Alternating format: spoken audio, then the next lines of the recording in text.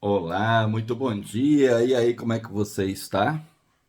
Para esta devocional, eu quero ler a palavra do Senhor ao seu coração no Evangelho de João, capítulo 1, versos de número 1 e o 14, que ontem, inclusive, comemoramos o natalício de Cristo Jesus.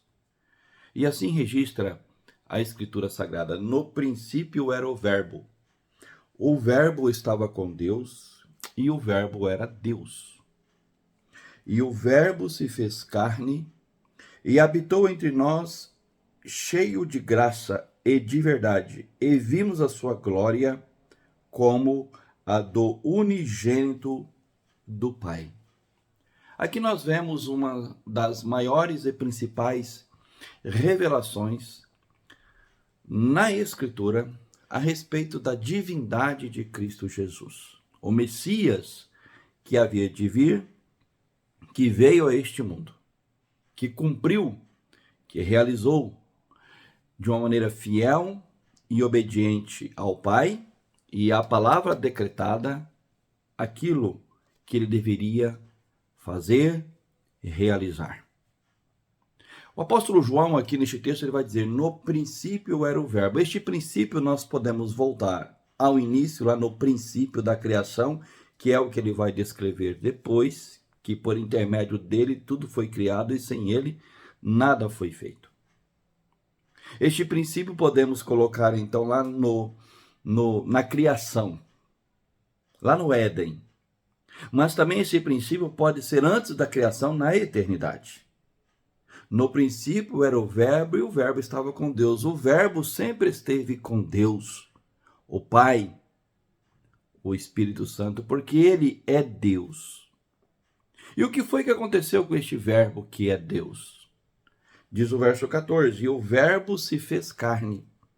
E a encarnação de Cristo ocorreu quando ele foi gerado pelo Espírito Santo no ventre de Maria, a sua própria serva.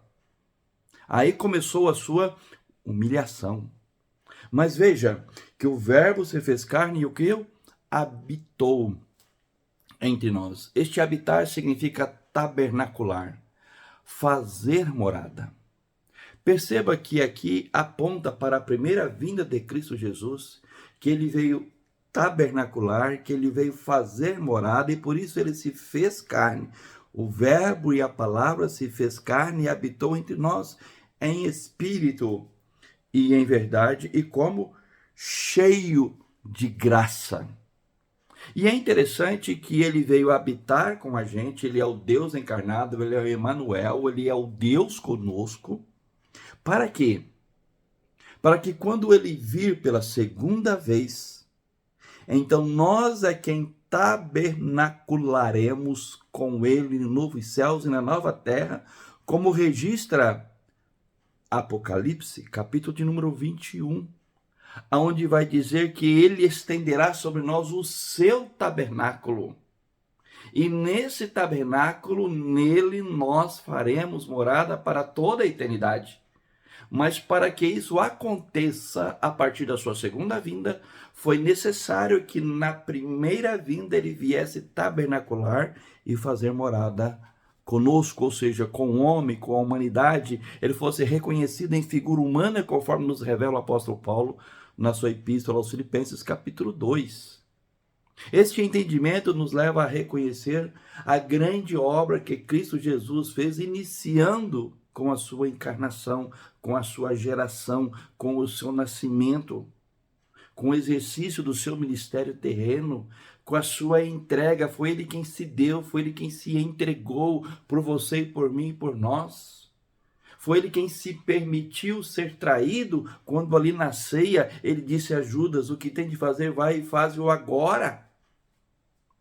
E continua o texto dizendo: e vimos a sua glória, glória como do unigênito. Ele é o único filho de Deus, o Pai. O unigênito, o verdadeiro, que vive e que reina. Por isso você e eu podemos agora testemunhar esta verdade, este decreto, este fato ocorrido da encarnação do Verbo. O Verbo, no princípio era o Verbo, e o Verbo estava com Deus, e o Verbo era Deus. E o Verbo se fez carne e habitou entre nós. Louvado seja o Senhor por isso. Pai, obrigado por esse precioso ensinamento, por essa revelação de que tu, ó Senhor, na pessoa do Filho, se fizeste carne e habitou entre nós para que um dia nós viemos habitar contigo no novo céus e na nova terra. Em nome de Jesus. Amém. Assim você creia, confesse e testemunhe dessa verdade a outros que ainda não a conhecem, para que então o Espírito Santo haja e venha estar conosco, tabernaculando e morando com o Senhor no novo céus e na nova terra, hoje e sempre. Amém.